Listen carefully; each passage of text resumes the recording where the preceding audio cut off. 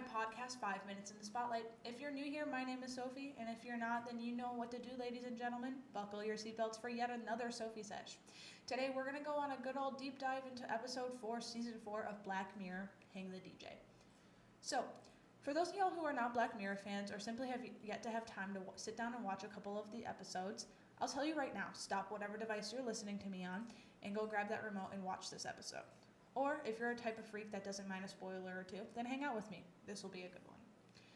On our agenda today is some discussion of what this episode's all about, what these lovely directors want their audience to perceive, and then most importantly, what the episode gets us all thinking about.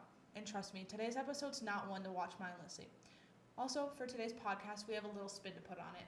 We're going to dissect this episode's content and the aspect of Christian marriage.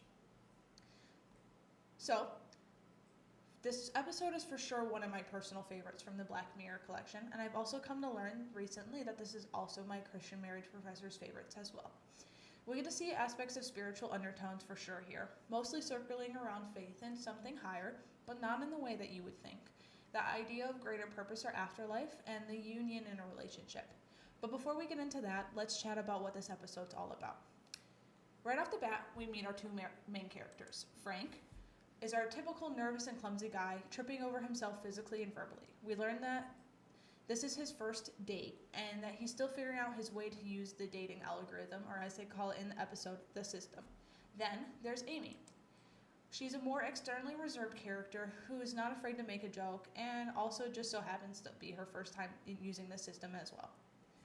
We then get to see that each individual is holding some sort of electronic device that seems to act like a Siri, Alexa, AI type model that is an assistant during this dating process. The pod device also contains a screen in which you can request to see how long you're to date this person that you are paired up with. Quite frankly, it's a countdown timer, which is crazy. The one hitch to that is that both parties who are paired to date must request to view this time left at the same exact time. And we see later what consequences are that if you were to request this information personally. Anyway, Amy and Frank seem pretty disappointed in their short time together of only 12 hours. Amy sees this as a sad aspect. However, Frank tries to be more optimistic about it and says that they should hurry up and eat so they can spend more of their time together. Now, what exactly is this time together, you ask?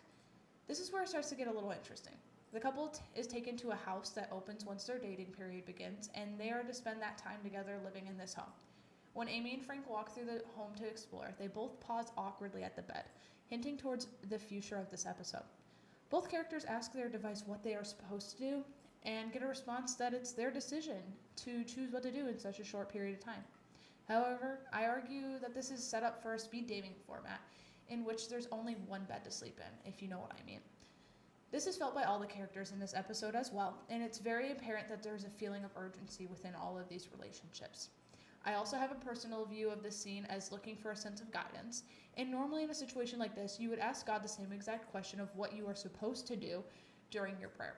But who dictates what we're supposed to do besides ourselves? In my analysis, this little device is similar to God, where it has presumed higher knowledge, and we are encouraged to have faith in its system. People within this dating process are encouraged to share their story and preach that the system works, similar to how we are with faith. Now, I think it's a good time to pause and take a more analytical look at this. Black Mirror commonly intends to make connections to our real world in a satire commentary format, allowing us to really connect with the meaning of the story and take a closer look at how we choose to live. We as people tend to believe that there is a script that we should follow socially, especially when it comes to dating. The device guides the people who are dating in this episode and argues that the reason why characters only have dated for such a short period of time was to analyze how they reacted in that situation with the intent of using this information to find them the correct one. The device also states that there's no moral judgment in this system, which is a tad questionable. We learn that the characters have to be a part of many, many different relationships to find them the perfect match based off of the data, but not based off of how any of those relationships actually went themselves. Moving on into the story, Frank and Amy are both a part of many relationships continuing, some long-term and some short-term. Only issue with this is no matter how these couples feel, they are required to stay together until their time is up, making some characters, like Frank, count down the seconds until he can be free. We see that Amy is happy in some of these relationships, showing us the idea that you can in fact be happy with a relationship without it actually having to be the one. However, we start to notice along with some characters that this countdown clock creates a sense of urgency to go through the motions of the relationship. It's important in both the aspect of Christian marriage and in Hang the DJ, as we see a sense of urgency to do the deed.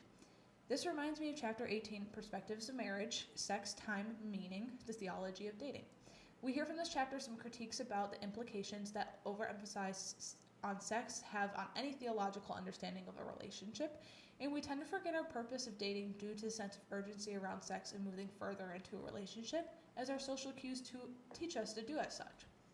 The characters begin to realize their hookup culture and how every relationship has turned into this, and when we get to see Frank and Amy back together again.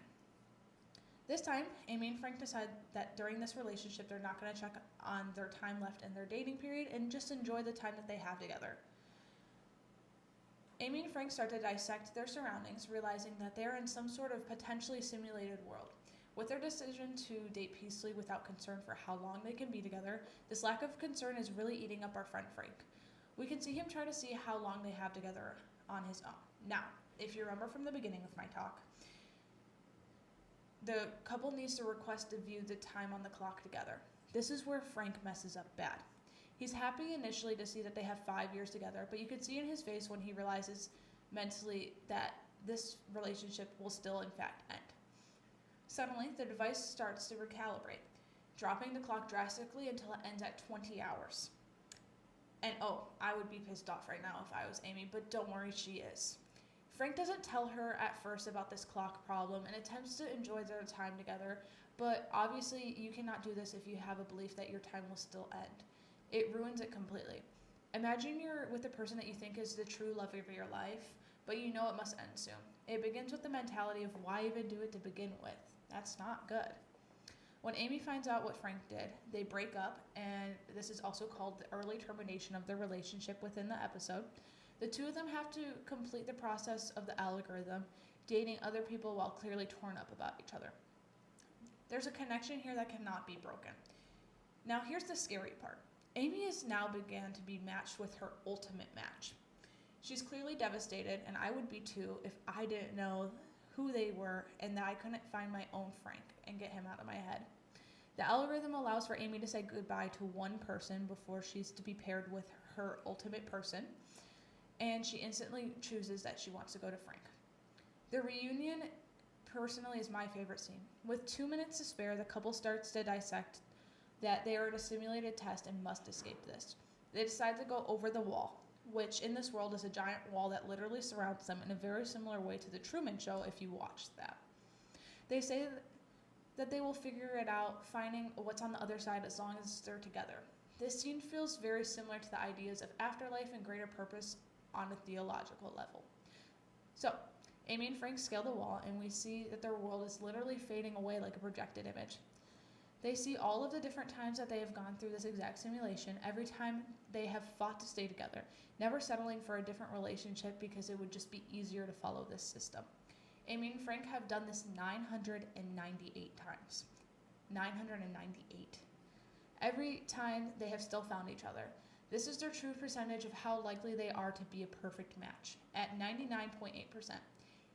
Amy and Frank showed the aspect of unity very strongly throughout this love story, and with unity being one of the important aspects of a Christian marriage, as mentioned many times before, they show their ability to work through thick and thin together, staying by each other's sides through it all, and being understanding to any downfalls that may have occurred. This is a good and proper relationship if I've had to say anything. Flash forward to real life, Amy and Frank meet each other on a dating app that tells them that they have a 99.8% chance. Lovely little story, and it really gets you thinking, makes you reconsider dating and what it is versus what it should be.